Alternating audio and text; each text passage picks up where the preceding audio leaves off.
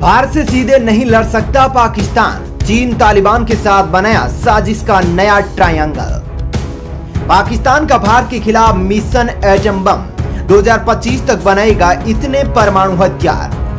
पाकिस्तान खुद बनेगा अपना काल, टीटीपी करेगा पाकिस्तान के परमाणु हथियार पर कब्जा। अब बचाव के लिए भारत बना रहा बड़ी रणनीति, चीन पाक तालिबान की उड़ी नींद। दोस्तों, भारत का सबसे बड़ा दुश्मन पाकिस्तान है, जो दिन रात भारत को लेकर परेशान रहता है। और जब तक इमरान खान एक बार भारत का नाम नहीं ले लेते, तब तक उनके सीने में सांस नहीं उभरती। इन दिनों पाकिस्तान भारत को चारों तरफ से घेरने की कोशिश कर रहा है, लेकिन पाकिस्तान भी यह जानता है कि वह भारत से सीधे युद्ध नहीं लड़ सकता, जिसके चलते वह तालिबान और चीन का सहारा ले रहा है। उधर दूसरी ओर उसकी निगाहें तालिबान पर है कि कब अफगानिस्तान में सब कुछ शांत हो जाए और वह तालिबान के साथ मिलकर भारत पर अटैक करना शुरू कर दे। आपको यह भी बता दें कि पाकिस्तान इन दिनों बहुत ही खतरनाक साजिश रच रहा है और परमाणु हथियार बनाने में लगा है।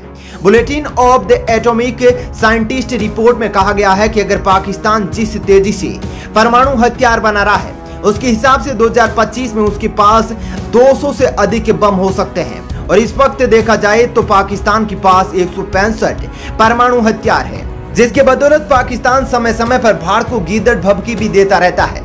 कहता रहता है कि पाकिस्तान परमाणु हथियारों को किसी भी प्रदर्शनी के लिए नहीं रखा है, अगर जरूरत पड़ी तो उसका उपयोग भी कर सकता है।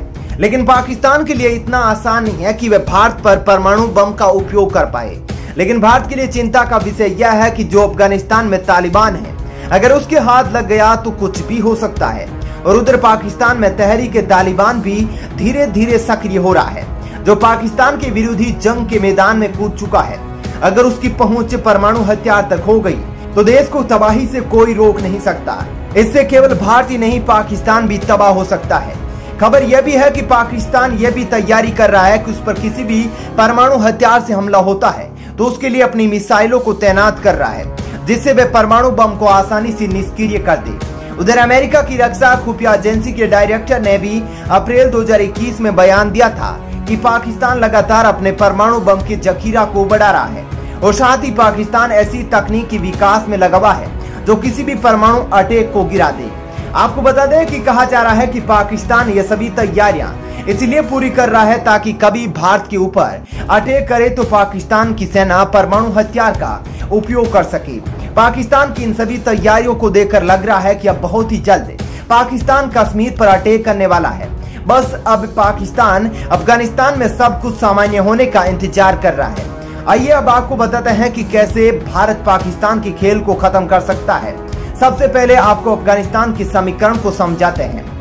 हक्कानी ने अपने बोस मुल्ला बरादर को गोली मार देना और दोनों के बीच इतना मतभेद बढ़ जाता है कि आईएसआई के प्रमुख को जहाज पकड़नी पड़ती है और अफगानिस्तान आते हैं और हक्कानी और तालिबान के बीच सुलह कराने की कोशिश करते हैं।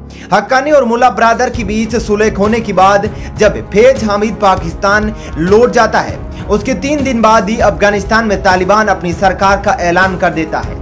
कैबिनेट में मोस्ट वांटेड आतंकवाद को, जिसे हक्कानी के नाम से जाना जाता है, उसे गृह मंत्री का कार्यभार दिया जाता है। उधर पाकिस्तान भी यही चाहता था कि उसका नजदीकी हक्कानी का कोई बड़ा पद दिया जाए, उसे मिल ही जाता है। पाकिस्तान जो चाहता था उसमें सफल हो जाता है। लेकिन असली खेल तो अब शुरू होने वाला है।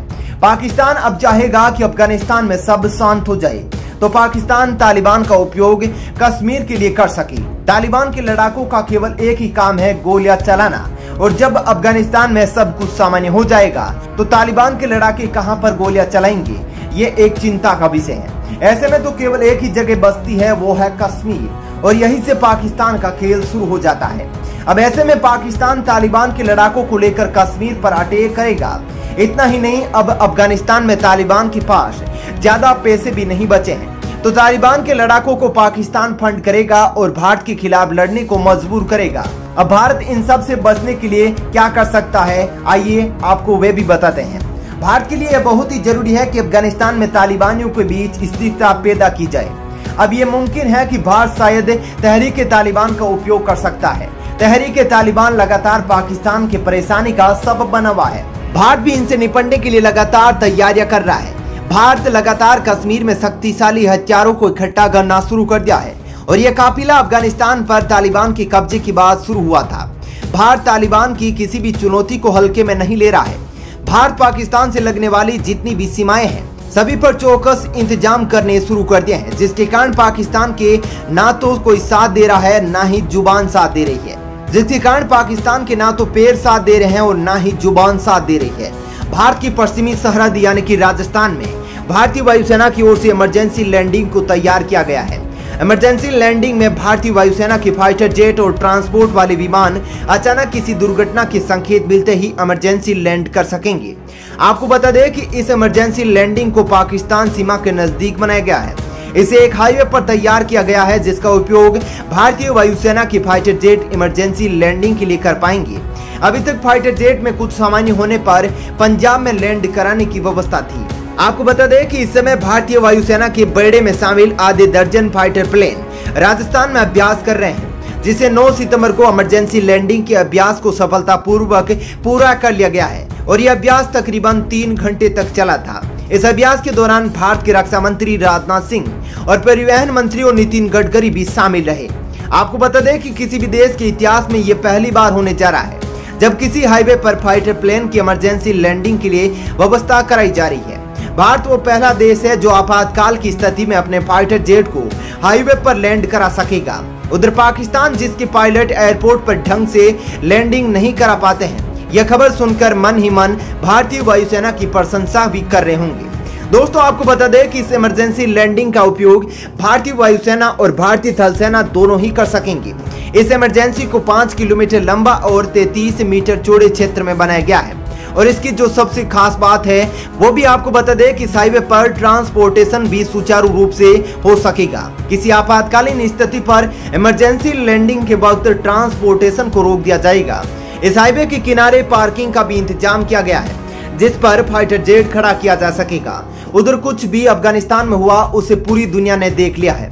उधर जो कुछ भी अफगानिस्तान में हुआ है उसे पूरी दुनिया ने देख लिया है, लेकिन अब जो भारत में चल रहा है उस पर दुनिया टकटकी लगाई बैठी है। अब आप एक बात समझिए, उधर अमेरिका को जरूरत पड़ रही है तो कहां आ रहे हैं? दिल्ली ब्रिटेन की खुफिया एजेंसियों को हेल्प लेनी चाहिए तो किसके पास जा रहे हैं? अजीत डोभाल के पास। पुतिन ने अपना टॉप एजेंट कहां भेजा? मोदी के पास। पूरा यह माहौल भारत में बना है, पाकिस्तान की नींद उड़ाने के लिए काफी है।